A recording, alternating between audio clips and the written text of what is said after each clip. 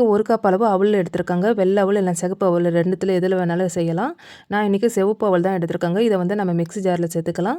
வாசனைக்கு 2 ஏலக்காய் எடுத்துருக்கேங்க. இதையும் சேர்த்து நல்லா நைஸாக அரைச்சிட்டு வந்துடலாங்க. பாருங்கள், இந்த அளவுக்கு நல்லா நைஸாக அரைச்சிட்டு வந்திருக்கணும். ரொம்ப கொரன்னு அரைக்கக்கூடாது.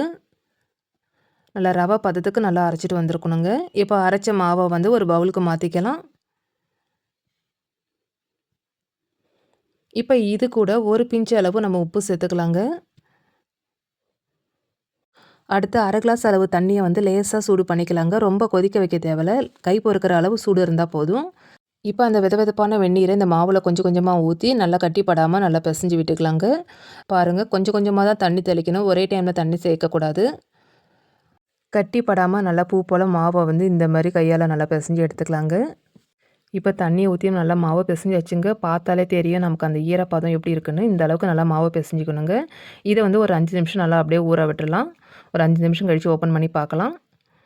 பாருங்கள், மாவு வந்து நல்லா அந்த தண்ணியில் அப்சர்வ் பண்ணி நல்லா ஊறிடுச்சு பாருங்கள். இப்போ இதை வந்து நல்லா வேக வச்சு எடுத்துக்கலாங்க. இதை வேக வைக்கிறதுக்கு இட்லி பாத்திரம் எடுத்துக்கலாங்க. தேவையான அளவு தண்ணி சேர்த்துக்கலாங்க.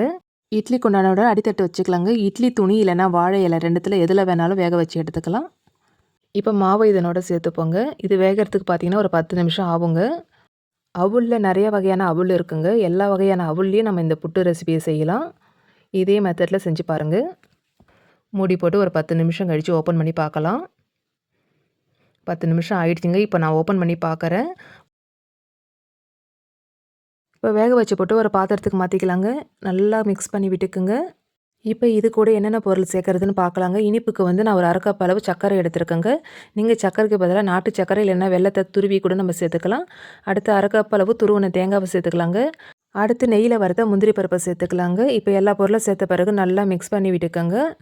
அவ்வளோதாங்க, சுவையான அவுள் புட்டு நமக்கு ரெடி ஆயிடுச்சுங்க. கண்டிப்பாக செஞ்சு பார்த்துட்டு எனக்கு ஃபீட்பேக்கை கமெண்ட்டில் சொல்லுங்கள்.